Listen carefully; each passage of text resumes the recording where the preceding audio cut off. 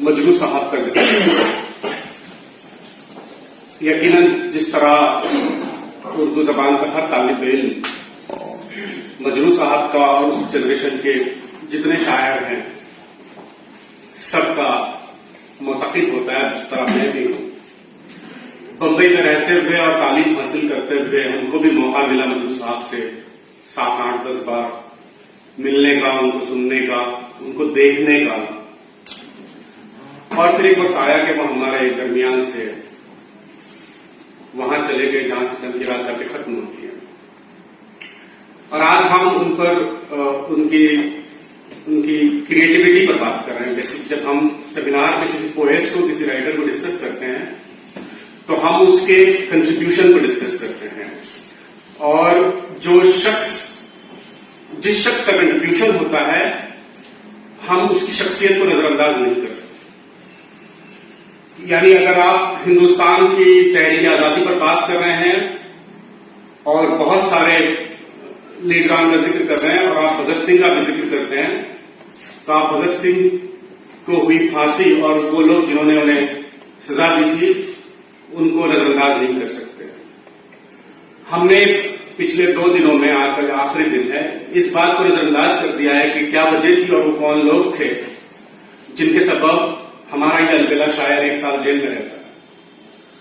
وہ کیا فیکٹرز تھے جس کی وجہ سے ہمارا شاعر مصیبتوں سے گزرتا ہے. اور کیا آج ہم اس سیاسی پارٹی سے یہ ڈیمانڈ نہیں کر سکتے کہ وہ اپنے غلط اور گھٹیا فیصلے پر اردو زبان اور ملک سے معافی مانگے. مجروح صرف اس لیے جیل جاتا ہے کہ وہ نہرو کو اپنی ایک نظم میں تنقید کا نشانہ بناتا ہے. یہ تخلیق کی بنیادی آزادی ہے. اور مرارجی دیسائی کی حکومت میں جب وہ گورنر تھے مہاراشٹر کے، اگر مجروح کو جیل بھیجا گیا ہے تو ہمیں تب نہیں تو آج ان سے معافی کا تقاضا کرنا چاہیے. اور اس پلیٹ فارم سے میں آج کرتا ہوں. ہم یہ برداشت نہیں کر سکتے کہ تحریک کی آزادی کو کسی بھی عہد میں کوئی پولیٹیکل پارٹی صرف اس لیے سبوتاج کرے کہ اس پولیٹیکل پارٹی کے کسی ایک لیڈر کو ایک شاعر یا افسانہ نگار یا نقاد اپنی نظم یا اپنی نثر یا اپنے ناول میں تنقید کا نشانہ بناتا ہے. جس طرح کی جمہوریت ہم ہندوستان میں دیکھنا چاہتے ہیں، کم از کم اس جمہوریت میں اس طرح کے حملوں کی اجازت نہیں ہے. بدنصیبی سے یہ مجروح کے ساتھ ہوا اور ہم سب شرمندہ ہیں اور ہماری جمہوریت کو شرمندہ ہونا چاہیے. یہ بھی پہلی بات تھی. اب سوال یہ اٹھتا ہے کہ ایک لفظ میں جب نوشاد پڑھ رہا تھا اور کل سے جو مقالے میں نے سنے تو میں نے ایک انگریزی کا لفظ تلاش کیا جو اس کا تلفظ شاید کچ ہوتا ہے. اور کچ کہتے ہیں ایک ایسی صورتحال جہاں پر چیزوں کو ہم اس کے لو ٹیسٹ کی وجہ سے اس قدر اپریشیٹ کرنے لگتے ہیں کہ وہ لو ٹیسٹ بھی بےمانی ہو جاتا ہے. تو مجروح پر بات کرتے ہوئے یا کسی بھی شاعر پر بات کرتے ہوئے اس شاعر کا اور بات کرنے والے کا اور بات کرنے والوں کا المیہ یہ ہے کہ ان کے پاس نیا کہنے کے لیے کچھ نہ ہو. اب مجروح کے بارے میں کیا بات کر رہے ہیں؟ مجروح کی جو تخلیقی صلاحیت ہے، وہ کریٹیوٹی ہے. اور خود چونکہ مجروح نے ایک انٹرویو میں کہا تھا، جب ان سے یہ پوچھا گیا کہ آپ کا پسندیدہ شاعر کون ہے نئے لکھنے والوں میں، تو مجروح نے کہا تھا کہ مجھے شکیل جلالی بہت پسند ہے، مجھے لگتا ہے کہ از اے ٹیلنٹ. تو جب مجروح کے ذہن میں شکیل جلالی ان کے بعد کے لکھنے والوں میں شعراء میں ایک ٹیلنٹ تھا، تو مجروح کس طرح کا ٹیلنٹ ہے؟ مجروح نے یہ کہا تھا کہ اس نے فیض سے پہلے غزل لکھنی شروع کی اور اس وقت کے دوسرے شعراء جو ترقی پسندی کے ماتحت انڈر انفلوئنس لکھ رہے تھے اور وہ لفظیات جو کلاسیکل غزل سے آئی ہیں وہ لفظیات انہوں نے برتی کیونکہ وہ مدرسے سے آئے تھے اور جگر نے ان کو اپنے پاس رکھ لیا تھا. دس از کچ، دس از نتھنگ نیو. یہ تو 30 سال پہلے جو ان کے بارے میں 2-4 مضامین ہیں ان میں بھی ان چیزوں کا ذکر ہے. یہ تو وہ ساری باتیں جو وہ خود کہہ چکے ہیں. آپ کیا کہتے ہیں؟ آپ کیا ڈھونڈ رہے ہیں اس شاعر میں؟ اور اس کی جتنی بھی غزلیں ہیں ہم آپ اس کے لیے اس کو سزاوار نہیں قرار دے سکتے کہ اس نے زیادہ کیوں لکھا یا کم کیوں لکھا. جتنا ہے لکھا ہے، اس کی چوائس ہے اور یہ اس کی آزادی ہے. لیکن اب جو مواد ہمارے پاس میسر ہے اس مواد میں اس کی تخلیقی فکر کی اڑان کتنی ہے؟ کیا وہ شکیب جلالی سے آگے جا پاتا ہے؟ اور دوسری جگہ مجروح نے اپنے ایک انٹرویو میں کہا ہے، جب ان سے یہ پوچھا گیا کہ ندا فاضلی کی شاعری کے بارے میں آپ کا کیا خیال ہے، تو بولے اس سے کوئی امید مت رکھو، there is no more expectation. ندا کہاں کھڑا رہتا ہے ایز اے پوئٹ، شکیب جلالی کہاں کھڑے رہتے ہیں، کیونکہ ان دونوں کا انہوں نے ذکر کیا ہے. تو یہ سارے کچھ پہلو ہیں، اور اس کے ساتھ کچھ اور چیزیں ہیں جو مجھے ایسا لگتا ہے کہ مجروح کو ڈسکس کرتے ہوئے ڈسکس کی جا سکتی ہیں. اور وہ یہ ہے کہ جو عرصہ ترقی پسند تحریک سے وابستگی اور سیاسی موقف اختیار کرنے کی وجہ سے مجروح جب جیل جاتے ہیں اور چونکہ وہ مقبول بہت تھے، اور مقبول تو کیسے کیسے لوگ نہیں ہیں اس ملک میں، مقبول تھے اور بہت اچھی وجہ سے مقبول تھے. there's a very positive reason that ان کو پڑھنے کا جو انداز تھا، ان کی شخصیت تھی وہ، اور ان کا جو اسلوب تھا وہ ان کی مقبولیت کا ایک بہت بڑا سبب تھا. تو صاحب اس بات سے بہت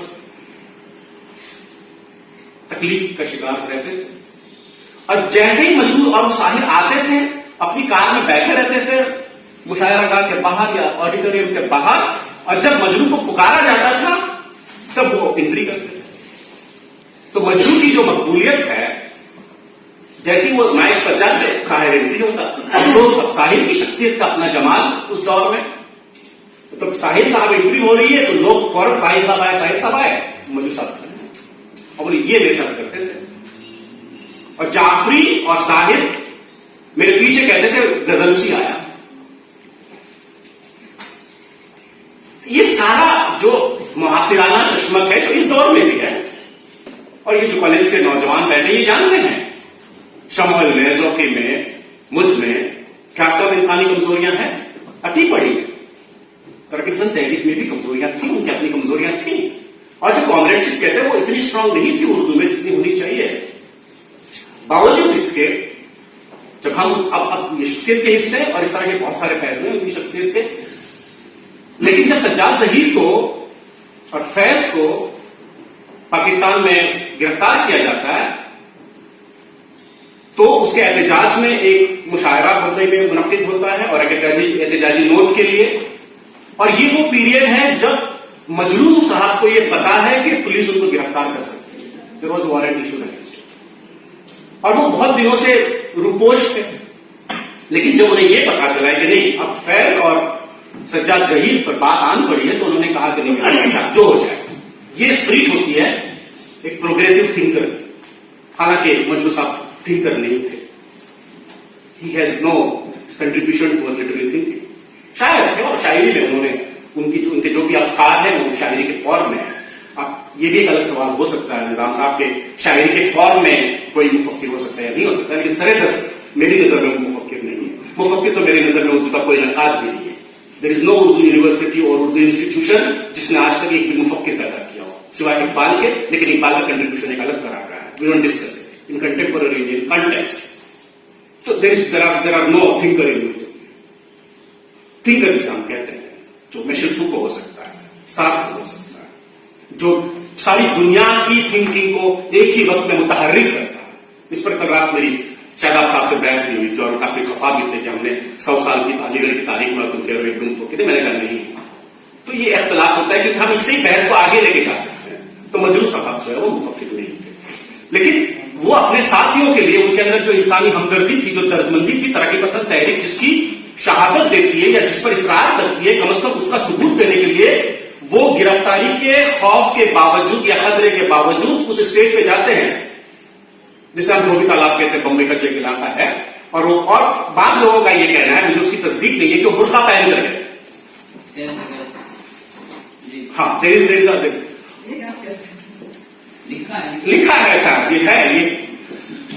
اور انہوں نے غزل پڑھی اور اس کے بعد جب وہ اسٹیج سے آئے ہیں اور کافی کنڈمنیشن جو بھی کرنا تھا اور سمپیتھی کی جو اسٹیٹمنٹ دینے وہ سب کچھ ہوا. جب نیچے آئے تو وہ خان صاحب جو کافی کہتے ہیں کہ تگڑے انسپیکٹر تھے ان کا انتظار کر رہے تھے گرفتار کرنے کے لیے، اور اسی اسٹیج سے انہوں نے وہ غزل پڑھی تھی جس کے وہ لائنیں مجھے سیر ہو گئی منزلیں وہ ہوا کے رخ بھی بدل گئے، تیرا ہاتھ ہاتھ میں آ گیا की तरफ। तो वो इंस्पेक्टर साहब ने उनका हाथ पकड़ा और कहा तेरा हाथ मेरे हाथ में आ गया, मेरी मंजिल सयाल। ये है सेंस ऑफ ह्यूमर। वो जानता है कि वो किसका हाथ पकड़ रहा है, किसको लेके जा रहा है।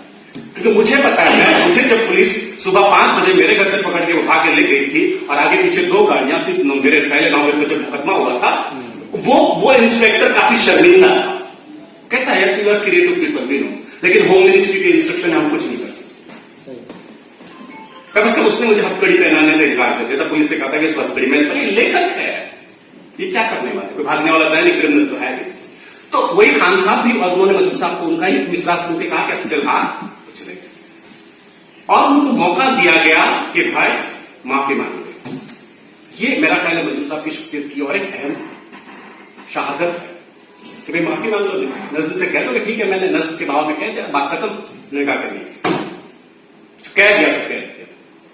वो जो उनकी कचकुलाई की जो बात है ना, वो ये है, और ये है प्रोग्रेसिव थिंकिंग जो आपको आसानी से झुकने नहीं देती। माफ कीजिए, बेपनाह मोहब्बत के बावजूद ये कहता हूं, जिसकी तरफ सर ने बहुत रमजी अंदाज में अपनी सदाकती तकरीर में इशारा किया था, मुझे ये महसूस होता है भी कह रहा है कि होनी चाहिए कि उसमें वो तैयारी नहीं है जो किसी भी बड़ी शायरी में होती है। और शायद मर्चू बजरू ये भी एक ड्रॉबैक है कि बावजूद बहुत मकबूलियत के जब हम उनको पढ़ते हैं तो उसमें वो तैयारी नजर नहीं।